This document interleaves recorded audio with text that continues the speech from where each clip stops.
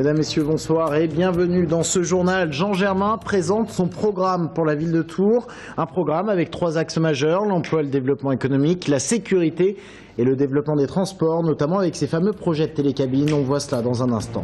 Le Liège, dans le Lochois, aura bien un candidat. Le maire a décidé d'y retourner pour un deuxième mandat, faute de candidat. C'était aujourd'hui la date limite des dépôts de liste. Depuis 18 h, tout est pratiquement figé, on le verra. Et puis dans ce journal, visite guidée des salons du château de Chaumont, un château qui devient peu à peu un château-musée. Le domaine est en train d'acquérir du mobilier. Depuis 18 h aujourd'hui, plus aucun candidat au municipal ne peut s'enregistrer auprès de la préfecture. C'était aujourd'hui la date limite du dépôt des listes. Tout est pratiquement figé pour ces municipales, les préfectures devenant encore valider toutes ces candidatures. Alors, on en vient à la question qui se pose à chaque élection municipale. Toutes les communes sont-elles pourvues en candidats? Eh bien oui, en Indre-et-Loire et oui, en Loire-et-Cher, pas une commune sans candidat. Tours et Blois sont les villes où l'on enregistre le plus de listes, respectivement 7 et 6. Autre information, 32 communes de plus de 1000 habitants en Loire-et-Cher n'ont qu'une seule liste. Et qu'en est-il de Le Liège, cette commune du Lochois à laquelle on a fait souvent référence? Le maire sortant ne voulait pas repartir, il avait même mis toute son énergie pour trouver une solution de remplacement, mais rien n'y a fait. Il était impossible de monter une liste sans lui. Il a donc décidé d'y retourner. La commune de Le Liège a donc bien un candidat, Audrey Champigny. Après des semaines de réflexion, Marc Hamon a finalement tranché. C'est en son âme et conscience, mais surtout pour ne pas voir disparaître sa commune, qu'il repart pour un deuxième mandat de maire. Quand on est maire, on voit pas ça d'un bon œil de voir disparaître sa commune, surtout quand on a travaillé pendant 13 ans pour sa commune. Quand on a cette responsabilité de gérer une commune, c'est passionnant. On a aussi la responsabilité de passer la main. On est quand même quelque part responsable sur la continuité de ce qui se passe. Le 19 février dernier, Marc Hamon organise alors une réunion publique dans l'espoir de motiver les foules. Un seul candidat se porte volontaire, le premier adjoint, mais personne pour le suivre. En vain, le maire se rend à l'évidence, il n'y aura personne pour prendre sa succession. Le bleu à l'âme, mais aussi par souci du devoir, il décide de repartir, une décision longuement réfléchie. On ne prend pas ce genre de décision à la légère. C'est beaucoup de nuits blanches, c'est beaucoup de soucis, c'est beaucoup de palabres. Et à la sortie, il a fallu que j'arrive à convaincre mon épouse pour qu'elle accepte que je reparte pour un deuxième mandat. Une responsabilité qu'il partagera avec une nouvelle équipe. 80% de la liste a entre 30 et 45 ans, du sang neuf sur lequel Marc Hamon mise beaucoup et qu'il espère bien voir reprendre le flambeau dans 6 ans. Je leur ai bien expliqué que dans 6 ans, c'était eux qui prenaient les rênes, que ce qui s'est passé cette fois-ci, je ne souhaite pas qu'elle se reporte dans 6 ans. Dans 6 ans, de toute façon, moi j'approcherai des 70 ans, donc je n'aurai pas l'intention de refaire un autre mandat, donc ça c'est sûr. Le 23 mars prochain, les 348 habitants du Liège auront donc un candidat, une liste, 11 noms, peut-être la seule chance de ne pas voir disparaître leur commune. Et à Tours, je vous le disais, 7 listes enregistrées, une à droite, une à l'extrême droite, 4 à gauche et à l'extrême gauche, plus celle du socialiste sortant Jean Germain. Jean Germain qui a rendu public son programme ce matin. 3 axes majeurs, la sécurité, la mobilité avec le développement des transports en commun, ainsi que le développement économique et l'emploi. Sabena Medoult. La création de centres de recherche publics-privés ou encore l'installation d'entreprises de haute technologie sur le quartier des Deux Lions et sur la zone de Tours Nord. On n'accorde aucune aide directe aux entreprises, mais par contre on leur facilite la vie. Donc avoir un centre de recherche public-privé à proximité, c'est quand même des brevets qui sont là, à portée de la main. On discutait directement avec ceux qui les ont découverts. Avoir un endroit où toutes les nouvelles biotechnologies vont être présentées. La restructuration du haut de la rue nationale, avec la construction de 2 hôtels et des logements. Concernant l'habitat à Tours, Jean Germain projette de construire des logements sociaux. Pas de chiffres avancés pour le moment, ainsi que 400 maisons de ville. La sécurité, elle aussi, joue un rôle majeur dans ces élections. Vidéosurveillance et installation d'un poste de police au centre de Tours, à proximité de la gare. Il y a de la vidéosurveillance fixe et il y a de la vidéosurveillance mobile. Et il n'y a quand même pas besoin d'avoir fait l'école internationale de la sécurité pour dire que mettre de la vidéosurveillance dans certains endroits en l'annonçant à l'avance, c'est lui enlever toute efficacité. Donc j'interdis à quiconque de dire on va la mettre, sinon la police n'a plus de moyens d'intervention. Autre dossier chaud de la municipalité, la liaison entre la gare de Tours et celle de Saint-Pierre-des-Corps, mais aussi le franchissement vélo-piéton de la Loire.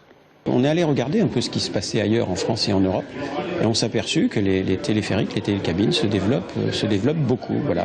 Permettront de faire une liaison entre la gare de Tours et de Saint-Pierre en moins de 7 minutes et permettront de franchir la Loire et donc d'y ajouter à l'aspect interne à l'agglomération, d'y ajouter un attrait touristique. Un projet que rejette notamment le candidat de la droite Serge Babary, son principal opposant dans la course au municipal. Et Serge Babary, le principal, vous l'avez vu, challenger de Jean Germain, présentera officiellement son programme dimanche. Gilles Godefroy pour le Front National, lui, présentera le sien le 13 mars.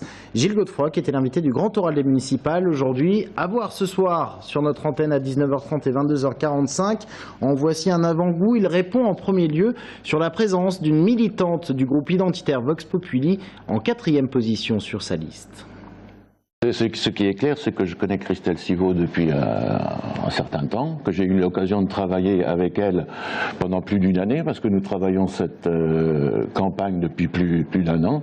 Je l'ai vue travailler, je sais ce qu'elle est capable de faire. C'est quelqu'un qui est très dévoué, qui a beaucoup donné de sa personne, et c'est pour ça que je lui ai demandé de se joindre à nous. Donc ça ne vous dérange pas qu'elle vienne du mouvement Vox Populi ? Je le savais quand je la connaissais, je savais qu'elle avait milité, qu'elle milite avec Vox Populi, et c'est tout. Et je lui ai demandé je lui ai demandé justement maintenant de rester Front National et que de mettre un petit peu sous le boisseau ses autres combats, si vous voulez.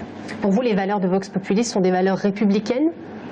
Les valeurs de Vox Populi sont des valeurs patriotes et c'est ça ce qui m'intéresse. Moi j'ai pris Christelle Siveau parce qu'elle est Christelle Siveau et je sais comment Christelle Siveau travaille. Donc c'est une manière de reconnaître le mouvement Vox Populi aussi. Non, c'est une manière de reconnaître Christelle Siveau. Au niveau de la délinquance générale, oui. Votre politique en la matière, ce serait quoi ?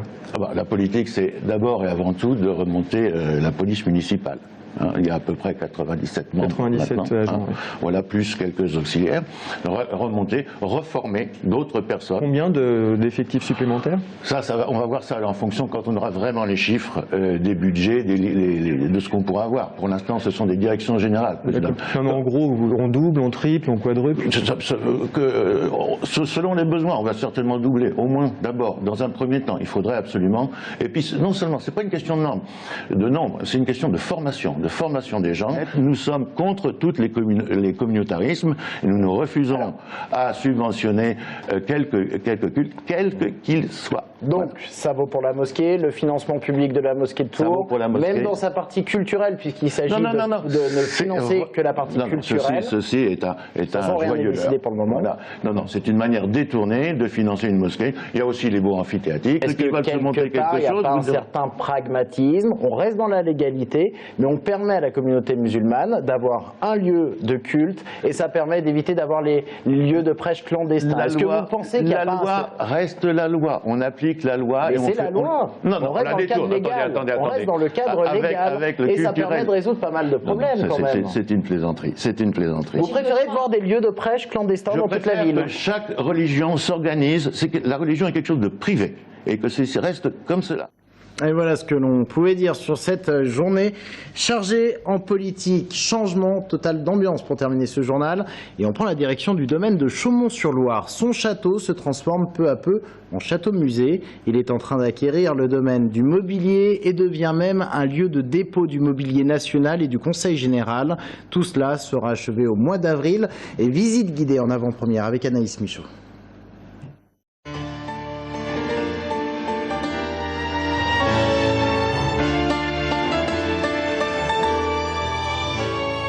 On a par exemple la chance d'avoir reçu, grâce au dépôt du Mobilier National, cette sculpture qui était naguère à Versailles et qui se marie merveilleusement bien avec la brocatelle dorée qui orne les murs.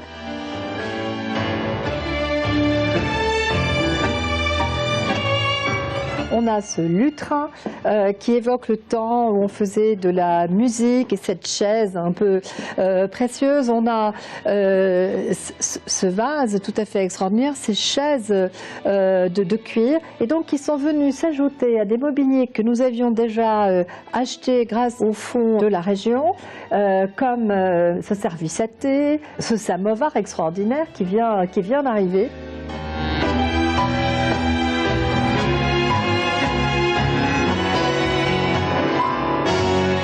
L'objectif, en fait, c'est de reconstituer petit à petit, grâce à ces apports que j'ai décrits tout à l'heure, l'ambiance très chaleureuse et très particulière de cette demeure d'Ébreuil, et de faire en sorte que vous ayez l'impression que la princesse va vous offrir le thé dans quelques secondes.